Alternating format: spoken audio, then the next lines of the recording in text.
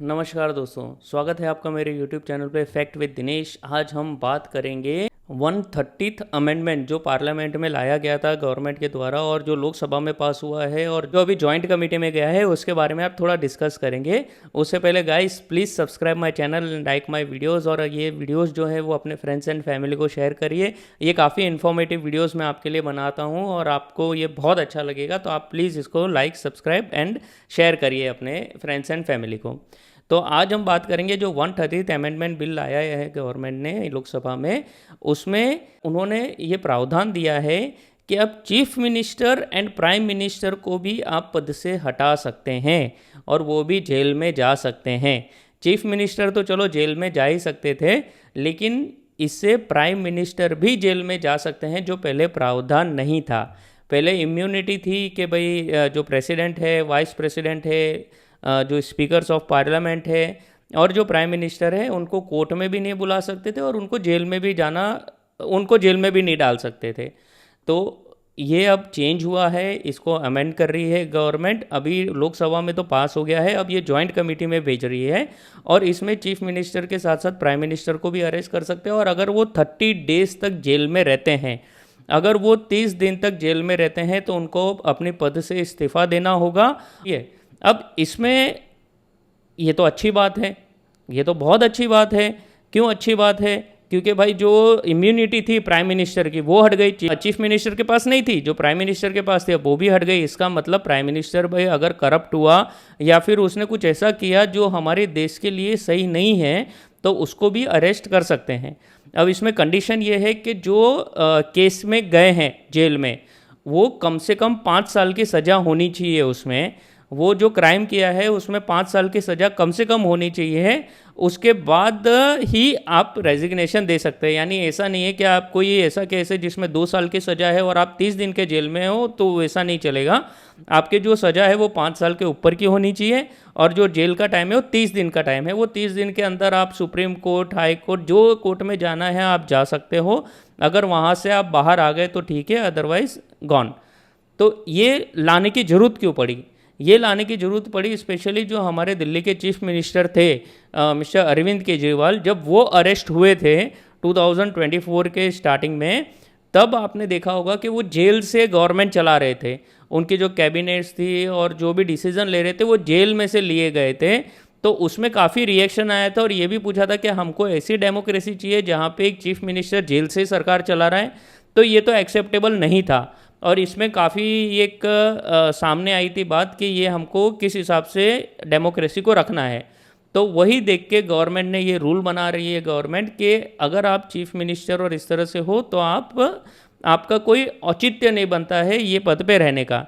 अब आप देखो, जैसे हेमंत सोरेन जी थे, हेमंत सोरेन जब वो अरेस्ट हुए थे तब उन्होंने अपना इस्तीफ़ा दे दिया था और दूसरे को चीफ मिनिस्टर बना दिया था, लेकिन यहाँ पे अरविंद केजरीवाल जी ने ऐसा नहीं किया था।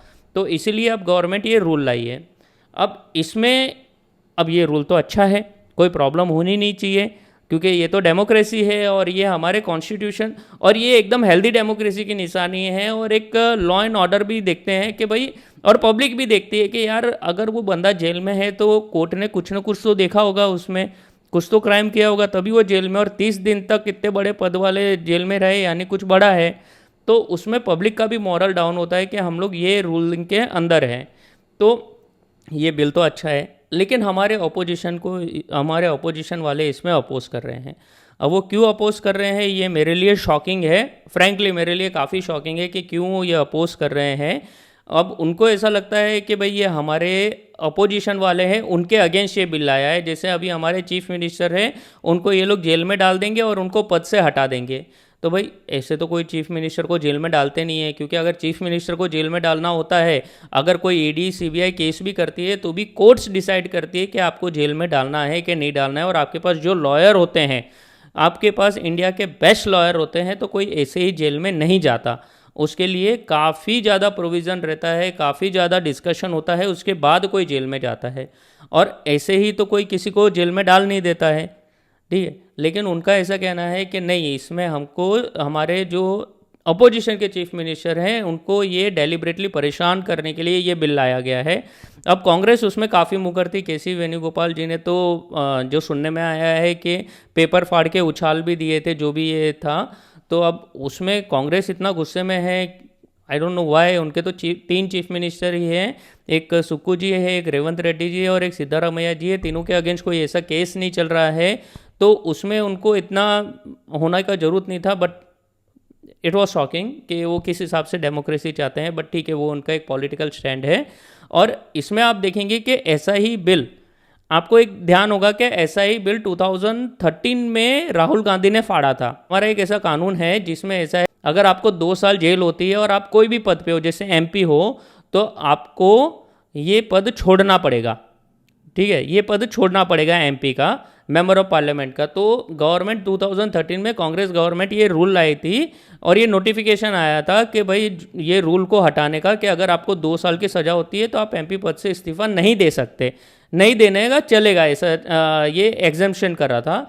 तो इसको राहुल गांधी जी ने फाड़ दिया था स्टेज पे। आपको ध्यान होगा, वो फाड़ दिया था। वो वही चीज़ का ऑर्डिनेंस था कि आप जो ये रूल था कि अगर आप 2 साल के लिए जेल में जाते हो तो एमपी पद से इस्तीफा देना पड़ेगा, तो उसके लिए वो रूल हटाना था, उसको चेंज कर रही थी गवर्नमेंट। पर राहुल गांधी ने मॉरलिटी का नाम लेके उसको फाड़ दिया था ऑर्डिनेंस को, और कहा था कि इट्स अ बुलशिट, कि ऐसा नहीं होना चाहिए। अगर उनका ऐसा मानना था कि भाई अगर किसी को जेल होती है तो फिर वो मॉरलिटी के हिसाब से उसको रेजिग्नेशन देना चाहिए।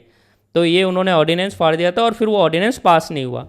और यही राहुल गांधी जी के अगेंस्ट 2024 में 2 साल की सज़ा सुनाई थी सूरत कोर्ट ने, जहाँ पे उन्होंने मोदी जी का वो लिया था कि सारे मोदी चोर है, ऐसा कुछ बोला था।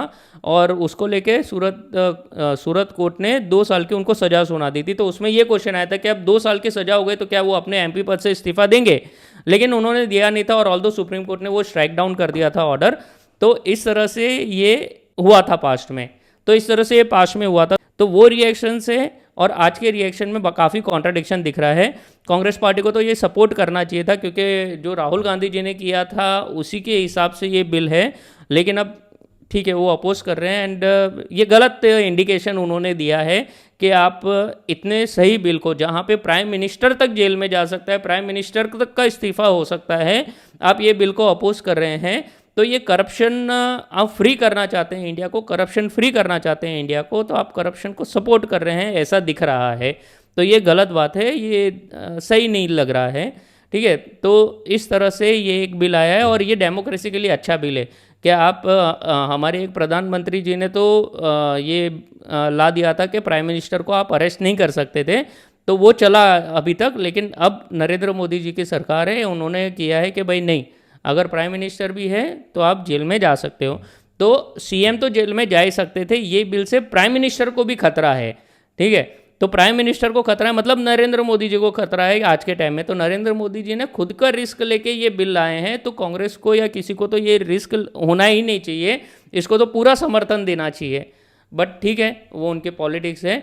तो इस तरह से ये बिल आया है, अभी जॉइंट कमेटी के पास गया है, लोकसभा से तो पास हो गया, अभी जॉइंट कमेटी के पास गया है, और हो सकता है नेक्स्ट सेशन में राज्यसभा से भी पास हो जाए। वैसे तो 2/3 मेजोरिटी चाहिए, सो लेट्स सी कैसे होता है, क्योंकि कॉन्स्टिट्यूशन अमेंडमेंट है।